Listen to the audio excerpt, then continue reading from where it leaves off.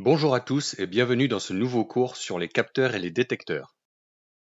Pour choisir un capteur ou un détecteur, il faut connaître la nature de l'objet à détecter, savoir si le contact est possible avec l'objet, la distance entre l'objet et le détecteur, la masse de l'objet pour ne pas le faire tomber, la vitesse de défilement, la cadence de manœuvre, c'est-à-dire le nombre d'objets qui passent, et l'espace disponible pour placer le capteur ou le détecteur. Pour répondre à toutes ces questions, il suffit de suivre l'organigramme proposé par Schneider. Prenons l'exemple d'une barrière de parking. Le contact avec la barrière est possible, elle pèse plus de 500 grammes et sa vitesse est inférieure à 1,5 m par seconde. Donc, la proposition est un interrupteur de position. On souhaite maintenant détecter un écrou.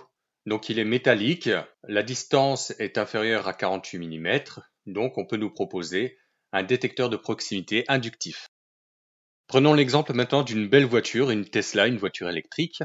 On préfère que le capteur ne touche pas la voiture pour ne pas la rayer et il nous faut suffisamment de place entre la voiture et les capteurs pour pouvoir entrer dans l'allée. Donc, il vaut mieux utiliser des détecteurs photoélectriques. Enfin, pour connaître le niveau d'eau dans un réservoir, on nous conseille d'utiliser des détecteurs de proximité capacitifs. Nous allons revoir le principe de fonctionnement de chacun de ces capteurs ou détecteurs.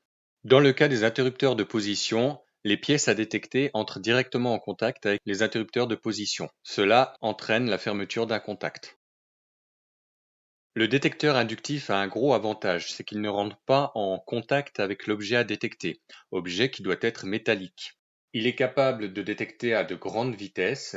Son inconvénient est que la pièce doit être suffisamment proche du détecteur pour être détectée. Et une petite LED apparaît à gauche du capteur pour indiquer s'il détecte une pièce ou non. Le capteur capacitif, lui, peut détecter n'importe quel objet, qu'il soit métallique ou pas. Comme pour le capteur inductif, il ne peut détecter que des objets qui sont proches de lui. Il possède également une LED pour indiquer si l'objet est détecté ou pas.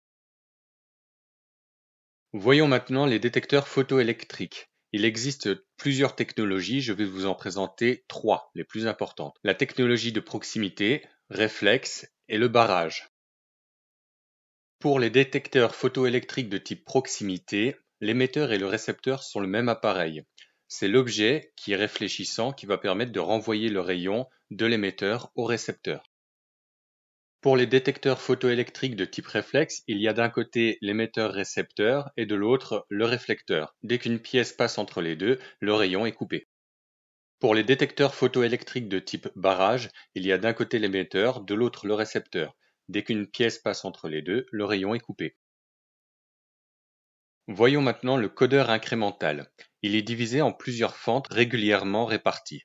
Un faisceau lumineux se trouve derrière ces fentes dirigées vers une diode photosensible. Chaque fois que le faisceau est coupé, le capteur envoie un signal qui permet de connaître la variation de la position de la roue.